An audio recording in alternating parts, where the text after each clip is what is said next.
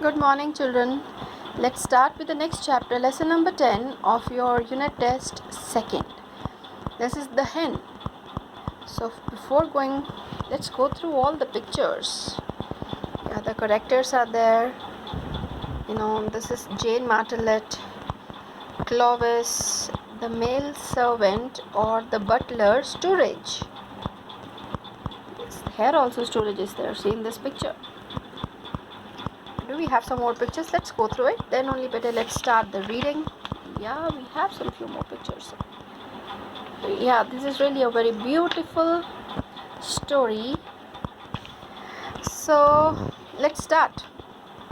Before starting with the introduction and the rest of the things, let's read something about the author, the writer.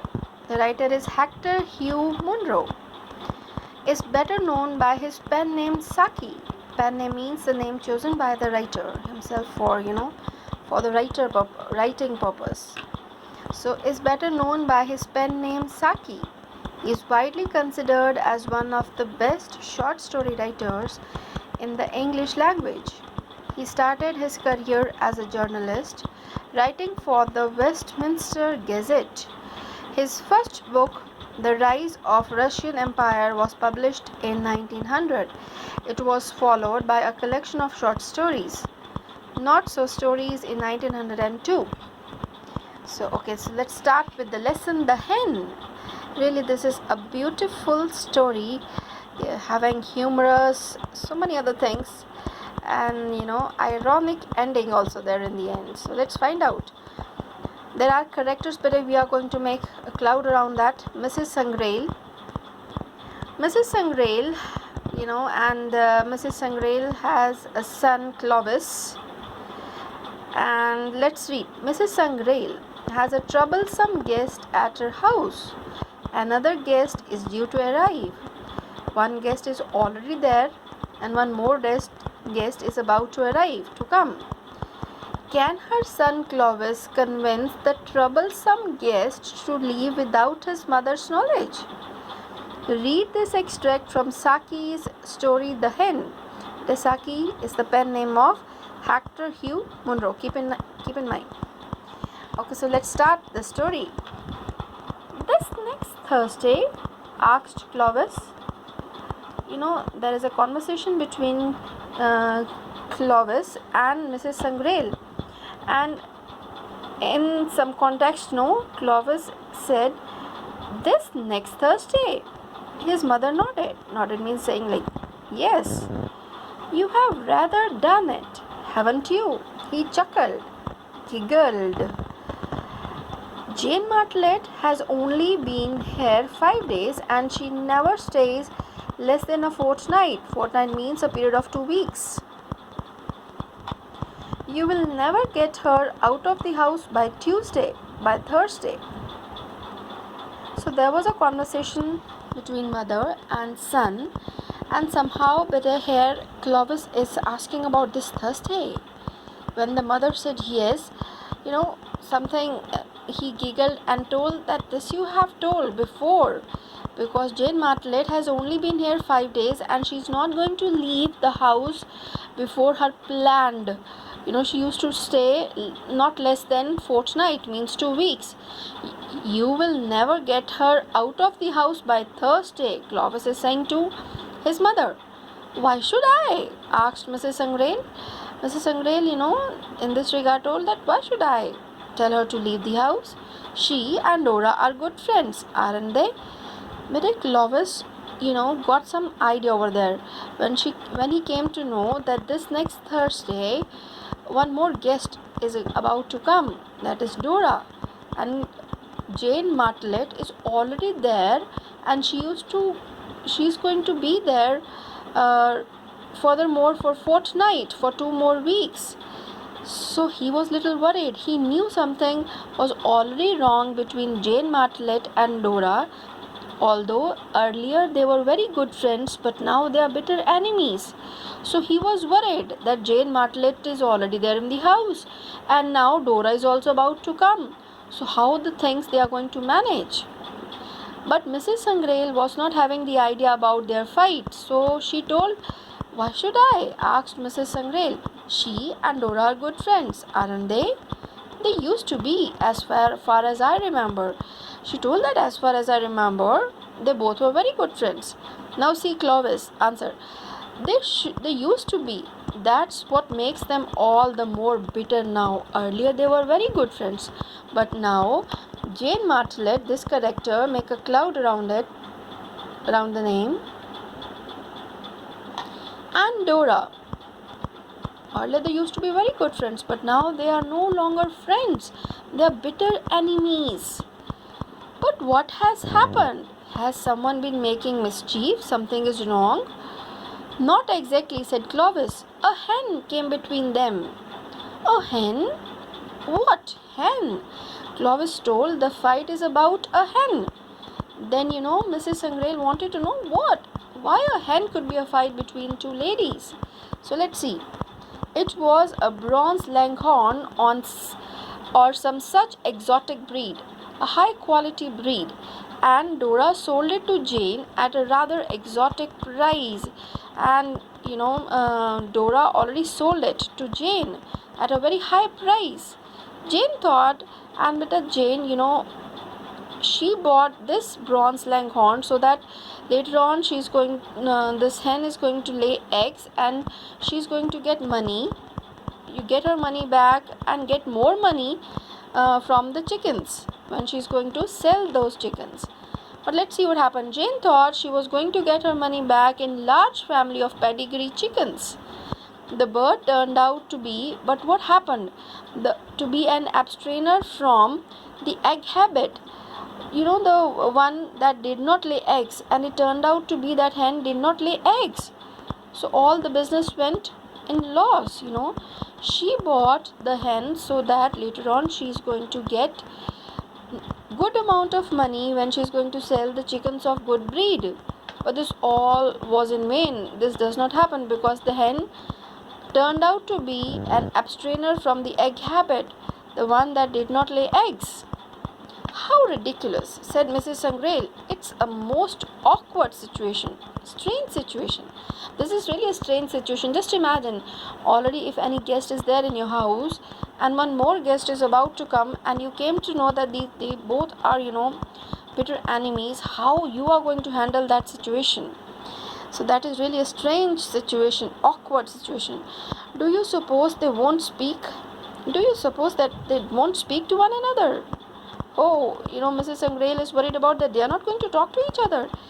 On the contrary, on the opposite, the difficulty will be to get them to leave off. Clovis is saying this is not the problem. The problem is they will not stop arguing. This is the main problem. They'll keep on fighting for this, and the matter is this one. This matter is there, which is going to be very difficult, for them to get them to leave off, to leave that thing arguing. I can't put Dora off, said Mrs. Sangrail. I can't say Dora not to come. I have already postponed her visit once. Before this also, but it might be she already postponed her visit, and nothing short of miracle would make Jane leave before her self-allotted fortnight is over. And on the other side, Jane is also not going to leave, because whenever she used to be as a guest in their house, she used to stay for fortnight. She used to come by this plan. So this is a very awkward situation. Mrs. Sangrail can't say, not to come to Dora, and Jane Martlet is also there, and she's also not going to leave before the self-allotted time. She already planned for that. Oh my God, this is so awkward. Let me try my best, said Clovis. And Clovis said, okay, let me try, Mom. Let me see what I can do. So here this is over. Now this is something more, other conversation between Clovis and Jane Martlet. Servants are a bit of nuisance, muttered Clovis, talking to Jane Martlet at tea time.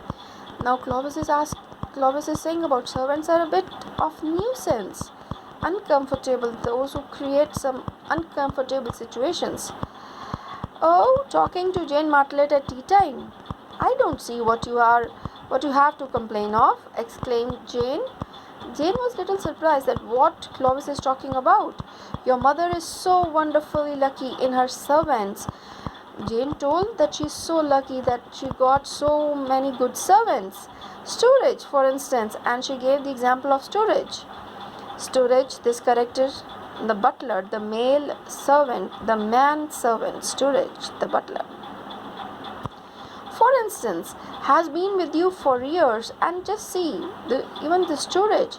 He is there with you for so many years and working so very honestly, sincerely, and so much in discipline. All the things he's doing in proper order, disciplined. That's just the trouble, said Clovis. It's when servants have been with you for years that they become a really serious nuisance. Oh, it was storage I was particularly thinking of when I made the observation about servants being a nuisance. Oh my God. Clovis is saying this to Jane Martlet, that this is the only trouble, because he has been there with us for so many years. This is only becoming the things really a serious nuisance. And when I'm talking to you about servants, I was just talking about storage only particularly, because sometimes the people, those he is only explaining about the things here there about storage. The excellent storage a nuisance? I can't believe it, said Jane. Storage was a person, with proper maintaining the things, organizing the things. So Jane told, how could this be possible? I know he's excellent and we just could not get along without him. Even Clovis said that I know he's excellent, but even we can't live without him. But his orderliness, keeping the things organized, disciplined, is the only problem, has had an effect on him. This really created that kind of effect on him. Have you ever wondered what it must be like to go on? Just see, these lines are really very interesting. Now Clovis is saying, have you ever wondered what it must be to like to go on doing the correct thing in the correct manner in the same surroundings for a long time? Do you believe that doing the same kind of a thing in the same kind of a surrounding continuously every day in the same manner, is it easy? Oh, I should go mad, said Jane. Jane said, I should go mad with these kind of situations. Exactly, said Clovis thoughtfully. But storage hasn't gone mad. He said, no, he further said, he hasn't gone mad. Said Jane, but storage hasn't gone mad. It's not like storage is okay. With a flutter of inquiry in her voice, with so many questions, in her voice, that why he's talking about storage about that. On most points, he is thoroughly sane. Sane means sensible and reliable, said Clovis. Most of the time, he is okay, but at times, he is subject to the most obstinate delusions, those false beliefs. He is there, involved in all those imaginations. And on those occasions, he becomes not merely a nuisance, but a sure embarrassment. He creates the situations like that. So this is really very, very uncomfortable. What sort of delusions? What kind of imaginations? What kind of false beliefs? Unfortunately, they usually center around one of the guests of the house party. Here Clovis is saying, unfortunately, whatever delusions he used to have in his mind usually is there, centered around one of the guests of the house party. Oh, he's creating now a story where guests, all the delusions, all the things, whatever he's making in his mind usually focus the guests. Then now Jane Martlet is little more, anxious to know more about storage, that what he is planning now. Okay. You don't mean to say that he might be dangerous to you? Then, Jane Martlet, you don't mean to say that he might be dangerous to you? Asked Jane with some anxiety. With all those questions, do you think he is dangerous? One can never be certain, said Clovis. Now and then he gets some idea about a guest which might take an unfortunate turn. One can never be certain. You can't say about anything. He could be dangerous. This way he is pointing out. Now and then he gets some idea about a guest. Every now and then he used to create one idea about any of the guests which might take an unfortunate turn. This could be really dangerous. That is precisely means exactly what is worrying me at the present moment. This is really what is exactly worrying me. Precisely means exactly. What has he taken a fancy about someone here now? What is thinking about someone here now? Asked Jane excitedly. Do tell me who it is and about whom he is thinking about. You, said Clovis briefly. Me? Clovis nodded. Who on the earth does he think I am? Jane said, who on the earth? He started believing that I am. Queen Anne, was the unexpected answer. Oh, Clovis said, Queen Anne. He thought that you are Queen Anne. Queen Anne? What an idea! But anyhow, there's nothing dangerous about her. She is such a colorless personality, uninteresting personality. Oh, the only thing I can remember about her is saying Queen Anne's dead. The problem is, Clovis said that I heard him saying Queen Anne's dead. Exactly, said Clovis. Dead? Do you mean he takes me for ghost of Queen Anne? Sorry, here, but this lady, only Jane was saying, the only thing that I can remember about her is saying Clovis, that Queen Anne's dead. Exactly, said Clovis. Dead. Do you mean he takes me for the ghost of Queen Anne? Said Jane. This way you want to say me that Storage is thinking that I am a ghost of Queen Anne. Ghost, dear, no. No one ever heard of a ghost being so very much alive and flourishing. So much alive the way you are, active. All his life he has been accustomed to look on Queen Anne as the personification of everything that is dead and done with. As dead as Queen Anne's. This way he wanted to tell that he believed that he is accustomed habit to about Queen Anne as a personification that the thing dead is Queen Anne. And now he has to listen to your talks of the merry time you had at Dublin horse show, and naturally he feels that something is very wrong with you. So started believing that she is Queen Anne, and now you're going to talk about the Dublin horse show, that he's going to believe that how can you talk about the maritime. But he wouldn't be hostile, he wouldn't be that dangerous to me on that account. He wouldn't be hostile to me on the account, would he? Jane asked anxiously. I didn't get really alarmed about it till lunch today, said Clovis. Till lunch I didn't get any alarms. I didn't get anything. I caught him. The moment I caught him gloring at you, looking at you and muttering, ought to be dead long ago. That ought means must to be dead long ago. That's why I mentioned the matter to you. This is the only thing which is troubling me a lot. He started saying that ought to be dead long ago. That is awful, said Jane. This is really strange. Your mother must be told about it at once. This is really ridiculous. Your mother should know about this. My mother mustn't hear a word about it, said Clovis earnestly. It would upset her dreadfully. This is going to really upset her, so she should not know about this thing. She relies on Storage for everything. But he must kill me at any moment. And Jane is worried about that. She should know that any moment this person can kill me, because he is saying this word, ought to be dead long ago. Till now, this Queen Anne must be dead, protested Jane. Not at any moment. He is busy. Not at any moment. He is busy with the silver. He is cleaning the silver cutlery and other silver articles. So not at any moment, but now he is quite busy. So don't worry. You will have to keep a sharp look out all the time and be on your guard, said Jane. But Jane told that you have to be very careful about this. It's a dreadful situation to be in, really horrible, with a mad butler, a male servant, mad butler around you. but I'm certainly not going to cut my visit short. But I'm not going to leave your house. Don't worry, I'm not going anywhere.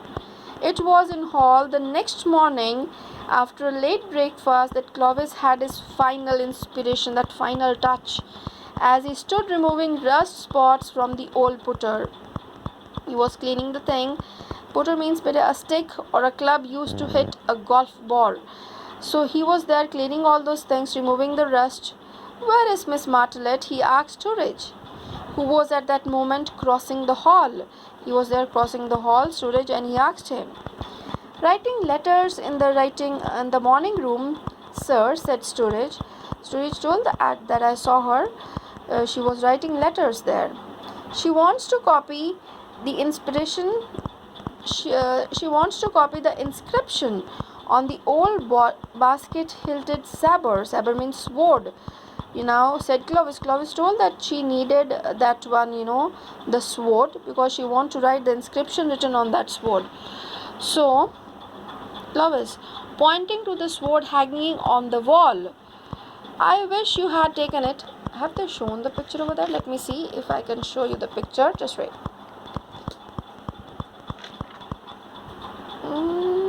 Not this side. Usually we are having this type of pictures, no? Swords are hanging on the wall this way. So here, "I wish you had," pointing to the sword hanging on the wall, "I wish you had I wish you would take it to her. My hands are all over in oil."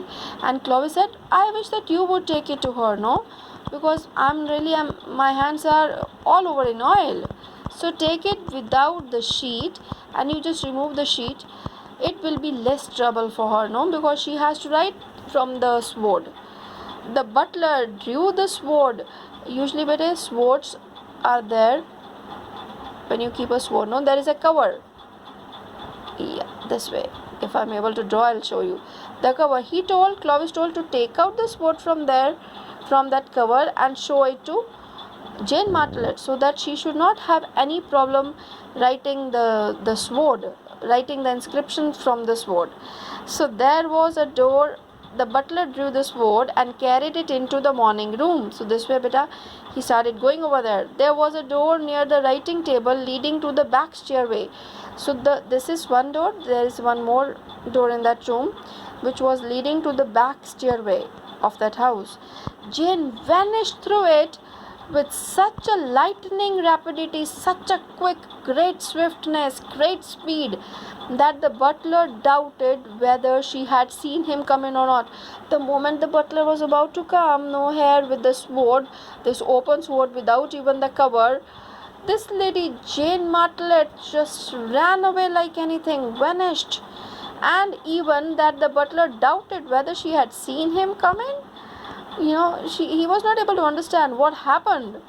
Half an hour later, Clovis was driving Jane Martlet and her hastily packed luggage to the station. After half an hour, Clovis was driving, and Jane Martlet somehow packed the things, and she was about to leave now that place. "Mother will be awfully vexed, annoyed, when she finds that you have gone," he observed to the departing guest. Clovis said that "Mother will be really upset to know this thing. But don't worry, I'll make up some story about an urgent wire having called you away. Urgent called, and you are going over there for that reason. No need to alarm her unnecessarily about storage." And Clovis further said, "No need to alarm about storage, okay?" Jane sniffed slightly at Clovis' ideas of unnecessary alarm. Jane was sniffing, creating a kind of a noise from the nose, and she was getting a little annoyed that why Clovis does not want his mother to know about this. However, Clovis' effort proved useless. Why useless? He tried his best to make Jane Martlet leave the house, but later on what happened? See, as Dora wrote the same day that she was postponing her visit. Just imagine, this is the ending. So this is over in this video. In the next video, we will start with the exercises. Thank you. God bless you.